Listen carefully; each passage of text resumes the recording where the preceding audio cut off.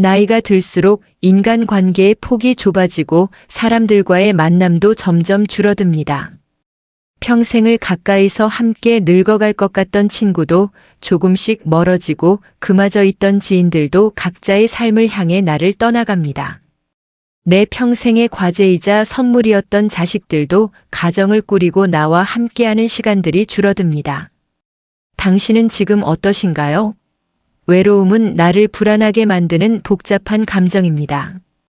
같이 있으면 괴롭고 혼자 있으면 외롭다면 무엇을 선택하시겠습니까? 외로움을 택하신다고 말씀하시는 분이 많습니다. 하지만 같이 있어도 외로운 경우가 적지 않습니다. 새로운 사람을 만나보고 싶어도 나이 먹고 새로운 인연을 만난다는 것도 쉬운 일이 아닙니다. 어떻게 하면 외로움을 이겨낼 수 있을까요? 젊어서의 외로움도 막막하지만 나이가 들어갈수록 외로움은 두려움으로 다가옵니다. 그런데 간혹 남들과 교류하지 않고 혼자서 살아가지만 항상 웃으며 행복하게 지내는 사람들을 본 적 없으신가요? 도대체 무엇이 혼자 있음에도 삶에 만족할 수 있게 만드는 걸까요? 은퇴 후의 삶이 걱정되고 중년의 길이 아득하게만 느껴진다면 오늘의 영상이 당신에게 도움이 될지도 모르겠습니다. 나이 들수록 혼자가 되어야 하는 이유 3가지와 노후를 위해 무조건 챙겨야 하는 2가지입니다. 나이 들수록 혼자가 되어야 하는 이유 첫째, 혼자 지낼 줄 모르면 가까운 사람을 힘들게 하고 괴롭히게 됩니다. 나이 들면서 가장 걱정되는 것이 무엇인지 물으면 남성분들은 외로움, 여성분들은 경제력을 1순위로 두었습니다. 먹고 사는 걱정과 외로움에 대한 걱정은 어쩌면 당연한 일이겠지요. 특히나 많은 사람들은 혼자가 되는 것을 두려워합니다. 그 두려움에서 벗어나기 위해 가까이 하지 않아야 할 사람을 만나게 되고 주변의 사람들에게 집착하고 의지하게 되지요. 순간의 외로움을 견디지 못하고 피하려고 하다가 오히려 더 힘든 인간관계가 자초되기도 합니다. 자신과 타인 모두에게 고통이 되는 것이지요. 외로움은 피하려 하면 할수록 더 고독해지고 휘둘리게 되며 약해지게 만듭니다. 나에게 찾아오는 두려움을 스스로 해결하지 않고 타인에게 의존하여 해결하려 하기 때문일 것입니다. 사람과의 인간관계를 유지하는 것이 가장 힘들더라고 말하는 분들이 많습니다. 이것은 남녀노소를 불문하고 전 연령층에서 호소하는 문제입니다. 사실 이 중에서는 나의 외로움으로 인해 발생하는 것도 적지 않습니다. 영국 최고의 지성으로 불리는 세계적인 정신분석학자 앤서니 스톤은 자신의 저서 고독의 위로에서 이렇게 표현합니다. 인간의 불행은 고독할 줄 모르는 데서 온다. 혼자 있는 시간의 힘의 저자인 사이토 다카시 교수는 이렇게 말합니다. 외로움을 견디지 못하고 관계에 휘둘리는 사람은 평생 다른 사람의 기준에 끌려다닐 뿐이다.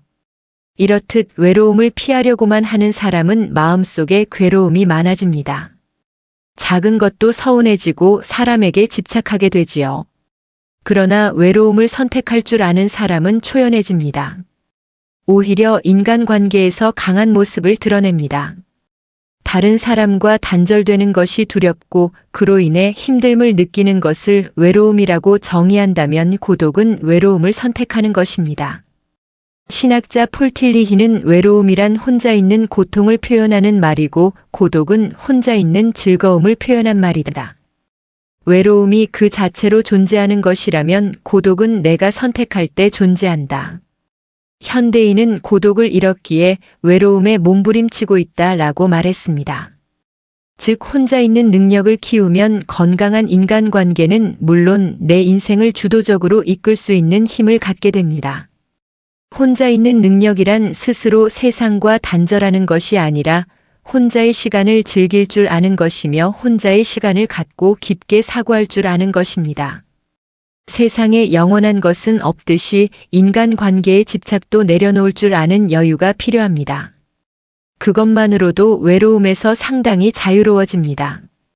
인연이 빨리 닿는 사람이 있듯이 내가 굳이 힘쓰지 않아도 자연스럽게 오래가는 사람도 있습니다. 당연한 삶의 순리이고 이치입니다. 나이가 들면서 혼자 있는 것이 두려운 이유는 늙어서 외롭고 아플 때 아무도 없을까 봐 걱정되는 이유가 클 것입니다. 혼자 지낼 줄 모르면 누군가의 시간과 관심을 바라게 됩니다. 먼저 찾아와 주지 않는다. 알아서 챙겨주지 않는다는 불평불만이 늘어납니다. 그렇게 되면 주변 사람들과 자식들이 괴롭습니다. 여기에 고집이 대단하고 성질까지 고약하면 관계의 골이 더 깊어져서 정작 자신의 곁에는 아무도 남지 않게 됩니다. 본인 스스로 하지 않고 다른 사람이 나를 보살펴 주기만을 기대하는 것은 결국 자신만 괴로워지는 것입니다. 종교가 있다면 혼자가 아니라는 내면의 힘을 얻을 수 있고 반려동물을 키우며 외로움을 달랠 수도 있습니다. 꾸준한 취미 생활과 봉사활동을 통해 사람들과 만나며 늙음과 죽음에 대비해 내가 활용할 수 있는 제도를 알아두는 것도 도움이 됩니다. 이처럼 혼자 힘으로 살아가는 방법을 익히는 것은 삶의 질을 높이는 길입니다. 자신을 위해 할 수 있는 일들이 정말 많습니다. 스스로 두려움을 극복하면서 진취적인 삶을 살아가시길 바랍니다. 둘째, 혼자가 될 줄 알아야 좋은 인간관계를 만들 수 있습니다. 여러분들은 삶을 살면서 가장 중요하다고 생각하는 것이 무엇인가요? 인간관계가 가장 중요하다고 생각하는 분들도 있을 텐데요. 전 세계의 수많은 연구자들이 행복은 사람과의 관계에서 나온다고 말합니다. 그러나 나이가 들어갈수록 인간관계에 매달릴 필요는 없다고 생각합니다. 인간관계가 항상 우리에게 행복을 안겨주는 것은 아니기 때문입니다. 맞지 않는 인간관계를 억지로 이어나가려고 하다 보면 관계가 불행의 씨앗이 되기도 합니다.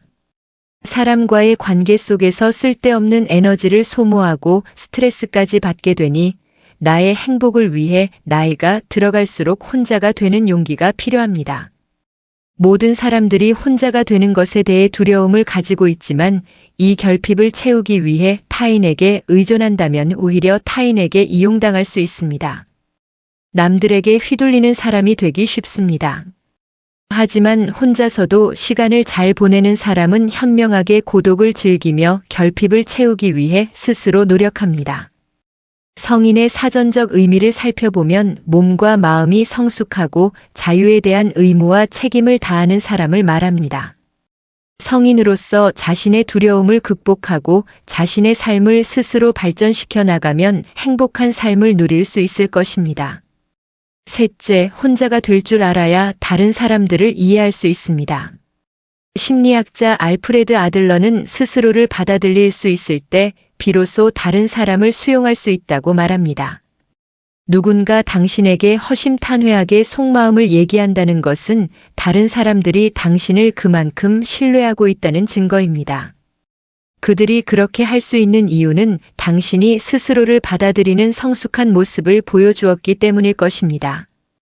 그 내면에서 나타나는 여유로움은 다른 사람의 감정에 깊이 공감하고 이해할 수 있는 이유가 됩니다.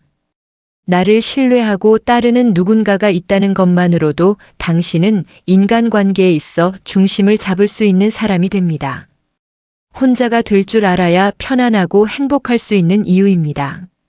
삶을 살아가는 데 있어 무엇이든 조급하게 생각할 필요는 없습니다. 변해야겠다는 변할 수 있다는 마음가짐 하나로 당신은 더 나은 사람이 된 것입니다. 중요한 것은 포기하지 않는 것입니다. 자신만의 시간을 갖고 자신에게 질문하고 그 해답을 찾으세요. 그렇게 시도하다 보면 나도 모르는 사이에 목표한 것을 이루는 사람이 되어 있을 것입니다. 노후를 위해 무조건 챙겨야 하는 것 첫째, 내 곁에 있는 사람을 소중하게 대해야 합니다. 가끔 찾아오는 사람은 애틋하고 그립습니다. 반면 매일 함께 지내는 사람은 자꾸 단점이 보이고 갈등도 겪다 보니 싫을 때가 있습니다. 이때 같이 사는 사람에게 퉁명스럽게 말하거나 싫은 티를 내는 것은 현명하지 못한 것입니다. 가까이 있다는 것만으로 그 사람의 소중함을 망각하며 살아가기 쉽습니다. 곁에 있는 소중한 사람에게 함부로 말을 툭 내뱉거나 홀대하고 무시하며 시간을 보내고 있진 않으신가요? 이것은 서로에게 깊은 상처가 됩니다. 한 번 받은 상처는 지우개로 지우듯 쉽게 지워지지 않습니다. 옛 속담의 중마고우도 말 한마디로 멀어진다는 말이 있습니다. 그만큼 말의 중요성이 크다는 뜻이죠.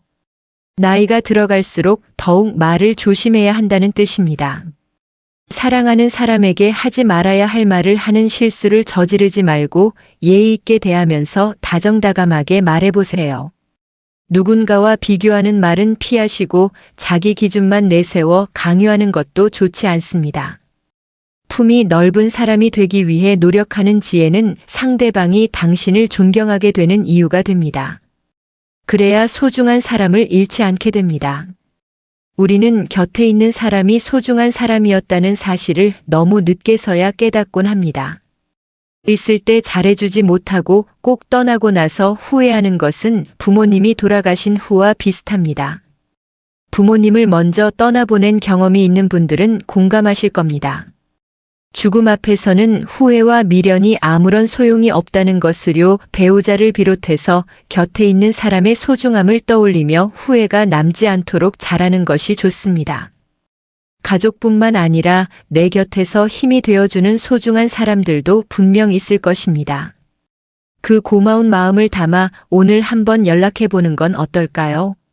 나중에 내가 나이 들어 혼자인 순간에 내 사람이 찾아와 힘이 되어줄 것입니다. 둘째, 개방적인 마음가짐으로 배우고 도전하는 삶을 살아야 합니다. 익숙한 것에만 물들어 멈추지 않고 새로운 것들에 개방적인 태도를 가져야 합니다. 연구에 따르면 우호성은 높지 않은데 개방성이 높은 사람들이 더 성공적이거나 건강한 상태였다는 결과를 얻었다고 합니다. 이런 현상은 특히 행복한 사람들에게서 나타났습니다. 우호성은 다른 사람들과 잘 지내려는 경향을 말합니다. 다른 사람을 배려하고 원만하게 지내려는 마음입니다. 개방성은 새로운 것에 열린 마음입니다. 개방성은 높은 상상력과 호기심에 있습니다. 여러 새로운 관계를 맺고 새로움을 경험하는 사람들이 더 행복하다는 것입니다. 동호회에 나가거나 새로운 취미 활동을 하고 새로운 것에 도전하는 것은 인생을 살아가는데 활력을 주고 도움이 됩니다. 특히 호기심은 활력의 원천이며 내면의 힘을 기르는 기본이라고 할 수 있습니다. 사람은 호기심을 잃는 순간 늙어간다는 말이 있습니다. 혼자 있는 시간을 잘 활용해서 부족한 부분을 채워나가고 그동안 미뤄왔던 일들이나 하고 싶었던 일을 하며 살아간다면 풍요롭고 행복한 삶을 누릴 수 있을 것입니다. 배우는 것을 멈추지 마세요. 무엇이 되었든지 배움은 당신에게 큰 기쁨이 될 것입니다.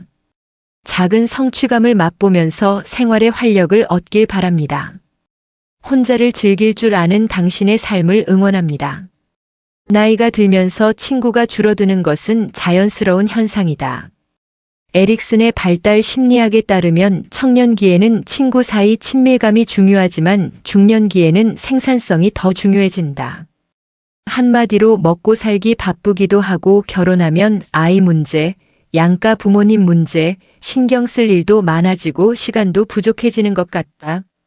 그리고 에너지도 부족해지다 보니 1년에 한 번 만나도 친한 사이라는 말이 있다. 나이 들수록 친구가 불편해지는 이유는 무엇보다 살아가면서 가치관이 달라지는 게 제일 큰 것 같다. 학창 시절이나 대학교 다닐 땐 비슷비슷한 생각을 가지고 있었는데 인생을 살아가면서 점점 자신만의 생각이 확고해지는 것 같다. 특히 정치적 견해가 다르거나 경제적 삶의 기준이 다를 수도 있다. 이때 상대방의 생각을 인정하고 존중해주면 상관없는 것 같은데 상대의 생각이 틀렸다고 하면 싸움이 되고 관계의 균열이 일어난다. 그래서 다양성이 중요하다. 너의 생각은 그렇고 나의 생각은 이렇다. 너의 말도 맞고 내 말도 맞다. 서로의 의견을 나누고 존중하는 사이는 괜찮은 것 같다. 오히려 생각이 다른 사람과 토론하는 건 더 재미있는 일이기도 하다. 나이가 들수록 인간관계는 양보다 질이다는 말에 공감한다. 점점 만남의 횟수가 줄어들기도 하고 중요하게 생각하는 게 달라지기도 한다. 어떤 사람은 친구가 많이 필요하고 어떤 사람은 친구가 없어도 외롭지 않다. 친구를 만나는 것보다 책을 좋아하면 집에서 책을 보는 거고 나가서 사람들 만나는 게 즐거우면 나가면 되는 거다. 과거에는 친구의 수가 성공의 기준이기도 했던 것 같은데 지금은 그것도 아닌 것 같다. 오히려 지금은 부가 성공의 기준이 된 것 같기도 하다. 뭐든지 균형이 중요한 것 같다. 돈도 중요하고 가족도 친구도 중요하다. 노후에 돈도 있어야 하지만 친구가 없는 사람도 쓸쓸할 것 같다.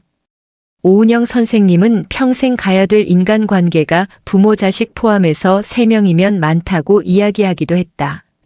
진실한 인간관계는 많으면 4명, 보통 3명에서 대부분 끝난다는 말이었다. 어차피 별로 없는 친구를 손절하는 것도 아니라고 생각하지만 멀어질 사람은 자연스럽게 멀어지기 때문에 굳이 무 자르듯이 자를 필요는 없는 것 같다. 그래도 만나고 오면 기분이 나쁜 사람은 굳이 또 안 만나도 될 것 같긴 하다. 많은 전문가들이 손절해야 할 사람으로 뽑아준 유형을 보면 먼저 계속 징징대면서 상대방을 감정 쓰레기통으로 생각하는 사람은 피곤하다. 둘째는 필요할 때만 나를 찾는 사람도 별로다. 정작 내가 필요할 땐 연락이 잘 안 되거나 거절하는 경우는 진짜 아닌 것 같다.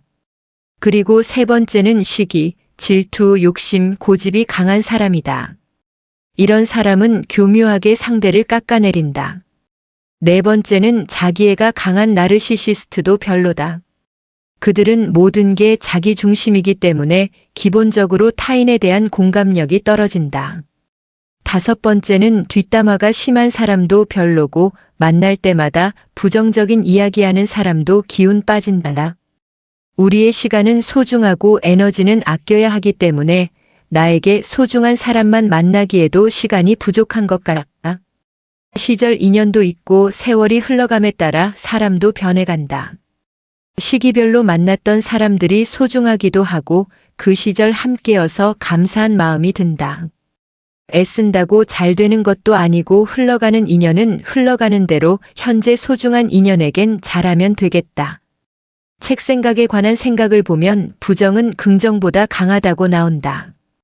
부정적인 것은 긍정적인 것을 여러 방식으로 압도한다.